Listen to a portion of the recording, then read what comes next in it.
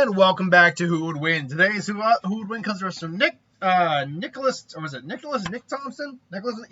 Nick Thompson. Well, that's the question: who won the fight, Iroh or Natsu? This probably should have gone on the speed round, but every once in a while, a non-speed round video doesn't end up on the speed round video.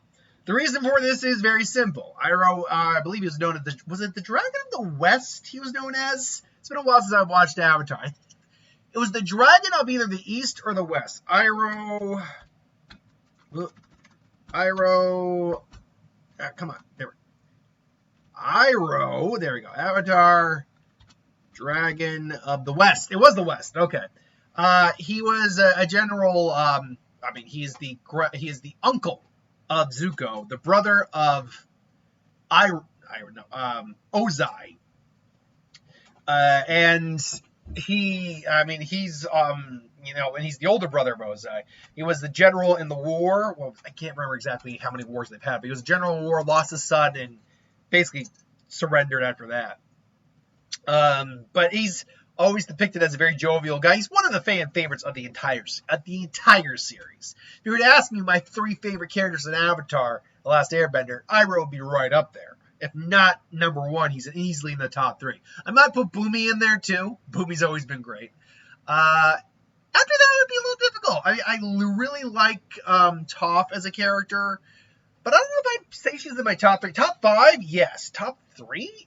That's a little difficult. I never actually thought about doing like a top favorite Avatar list. Zuko is probably in the top 5 favorite as well. Zuko's his arc is fantastic. And I like all the main characters. I just don't know if I'd say they're my favorite characters. I don't know. I'd have to really think on that. But point being, he's usually a fan favorite. He's a master firebender. Although he was out of shape in his older years, he got back into shape to escape from prison and help relieve occupation, or help not release. What's the term I'm looking for? Help to reclaim Ba Sing Se. I knew it was something. Reclaim Ba Sing Se when the Fire Nation took it over, along with the other members of the White Lotus. He is a master firebender to the point where it was even theorized that apart from Aang, one of the only people who would theoretically be capable of beating Ozai would be Iroh. And he even says he's not even sure he could. Like when they said, even if I did beat Ozai, and I'm not saying I could, the only reason he didn't fight him is because from the viewpoint of history, it would just be brother fighting brother for power. And he needed to beat Aang, who beat Ozai. But he's a master firebender, multiple different forms of firebending, capable of breathing fire. It's like, did I ever tell you how I got my name? Did I ever tell you how I got my name Dragon of the West? It's more of a demonstration. Quah! That was always fun. Also capable of manipulating lightning as well. And redirect. He's the one who invented the technique to redirect lightning. So he's immensely powerful, capable of martial arts as well, and a good strategist. What was Iroh's age? That's a good question. How old was Iroh in Avatar: The Last Airbender? Because he's old. Humans in Avatar do live very long. Kyoshi lived to be I believe, 200-something years old. So humans actually have a very long lifespan. But I don't know how old Iroh was in Avatar. He probably was if we're going by general human age, he was probably in based on his look, 70s to 80s, I'm guessing? Maybe? Iroh age. Let's find his age real quick. Really? Okay, so the efforts of Ba Sing Se in 1945 highlight Iroh's experience as Sozin. Considering that the former Fire Lord value his wisdom over Ozai, it can be extrapolated he's somewhere between 55 and 60, old enough to be considered seasoned, though young enough to have a meaningful rule. Sozin, the Fire Lord, valued his... there we go. How old is Uncle Iroh? So his age. Yeah, Iroh's age can be inferred with his understanding of his younger brother, Fire Lord Ozai, who was apparently documented at 45. Which would theoretically make sense. That's as technology has progressed and our abilities to keep ourselves healthy and in shape have progressed. A guy's true physical peak is somewhere now in his around physical, like 40 to 40, like early to mid 40s. That's really our physical peak now. Now we can keep maintaining that beyond our general physical peak, but if we're talking about natural physicality, that's generally it. Like our midlife crisis is around 40 because that's when we're now, generally speaking, past the halfway point for age. The average age, I believe, is still like 75 to 78, maybe going to 80. But still, yeah, I'm not middle aged yet, thank God. I am starting to creep up on it though, which is a sobering realization, but whatever. And I think I'm still in pretty good shape. So I still wouldn't say I'm at my peak, or what I used to be. I put on a little too much weight in recent years. If I could shed like maybe 5 to 10 pounds, I'd be happy, and keep it off. I'd be happy with that. But I know a lot of this is actually muscle I put on too. But yeah, so and since the Air Nomad's genocide was led by Sozin, took place at age 0, age died at 102, one can extrapolate Iroh's age by the value of Sozin's place in particular knowledge. So yeah, so he's apparently guessed to be about 55 to 63. So he's got a lot of experience under his belt. Again, we know humans, now this could be certain sexy humans in the Avatar world, can live very long lives. But, yeah, that's apparently where Iroh, and you know what? Looking back on my 70 to 80 comment, that actually makes sense more like he's probably like in his late 50s, early mid 60s. That would make more sense. The reason I am focusing so much on this minor detail is because this is a complete stomp in Natsu's favor. Because Natsu, as we all know, I don't even have to go into any more ridiculous abilities of Natsu. The fact is, he can eat any fire that he doesn't generate and use it to fuel his own fire. That's it. He can also even eat lightning and fuel it with his own Dragon Slayer magic, his fire style Dragon Slayer magic. So again, it's a complete one. Like, Iroh can't do anything against Natsu. The only thing he's got is really experience.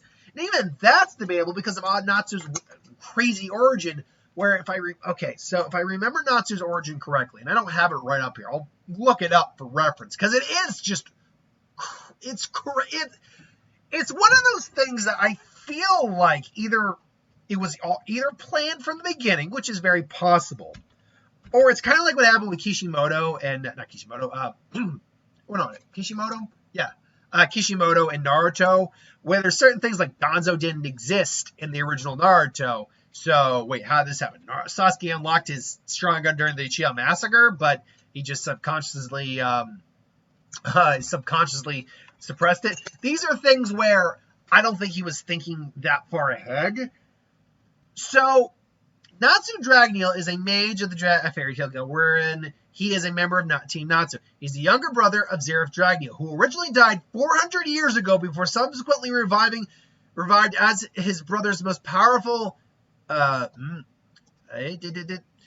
Subsequently being revived as his brother's most powerful Aetherius. I don't know what that means. End.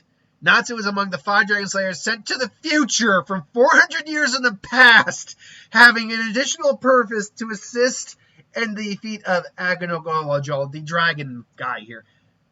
So, he's not from the future. He's actually from the past.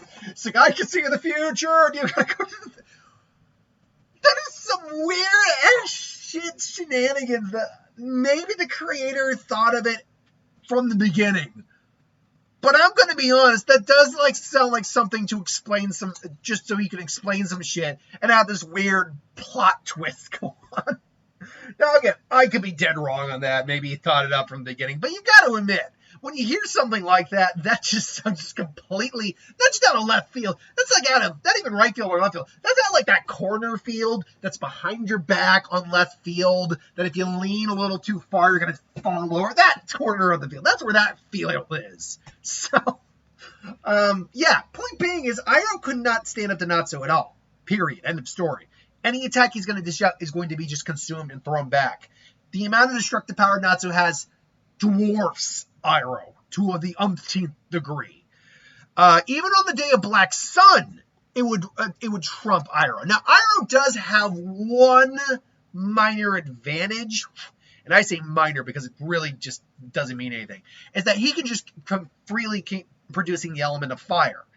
We know that you can get tired out in Avatar from doing this, but we've never really seen the limitation. You can still make and bend the element.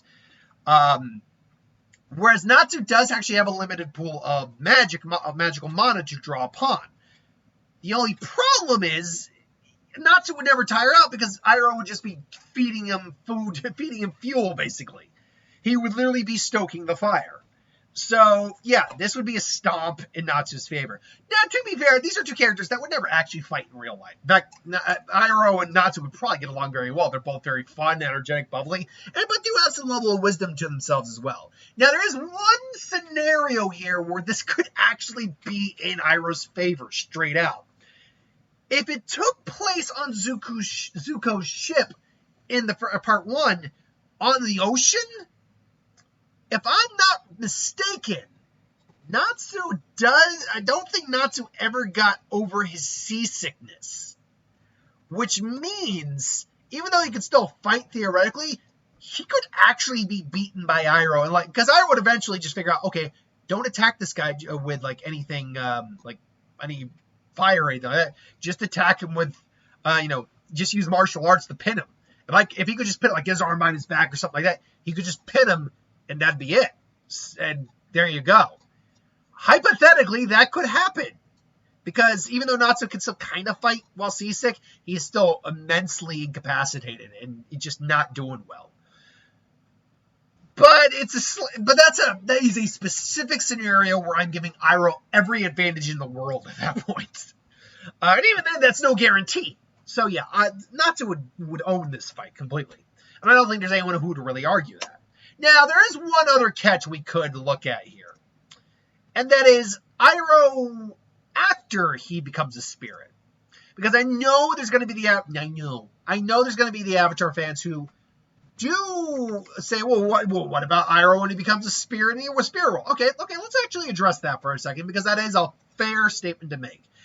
And I did not watch a lot of Korra. I do know that is what happened. I believe what ultimately, later in life, I don't believe he actually died is the thing. I think what happened is, and I'm looking this up right now, I think he just chose to stay in the spirit world, more or less. And essentially he's having tea parties, kind of like the Mad Hatter is what he's doing. Some feeling that he had done all he could in the material, Iroh chose to ascend to the spirit world, leaving his mortal body behind, letting his soul make a new home there, where he made friends with many spirits, also constructed a new tea shop. So here's the thing. This is not him dying. It's very specifically described as he chose to basically be enlightened and ascend to the spirit world. And then his body died as a result. He chose to die. So that is kind of ridiculous. It really is. It is kind of nuts. Very much so. And then the spirit world and the physical world, I believe, come back together at the end of the series, or at least there's a portal to the spirit world. But at some point after the first meeting, Korra would take dictation from Iroh in order for him to send a letter back to Zuko. Iroh and Zuko would later reunite for the first time since Iroh passed over to the spirit world. Again, though, I need to make things very clear here. It's just said, he chose to just, he just basically said, I've done all I can here.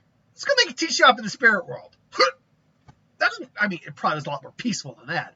But, yeah, he just chose to be like, peace out. Like, that was it. But the problem is, there's just no indication as a spirit what he could theoretically do in terms of combat. He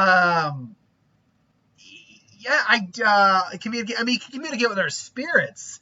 But I mean,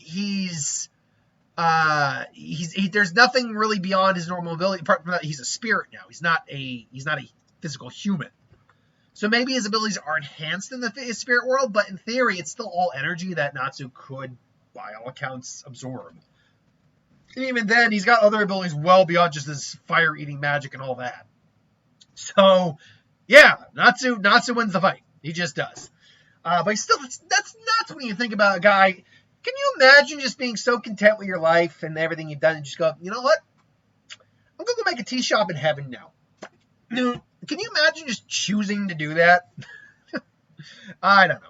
Anyway, thanks for watching. Hope you enjoyed. Like, comment, share, subscribe, and I'll see you folks next time.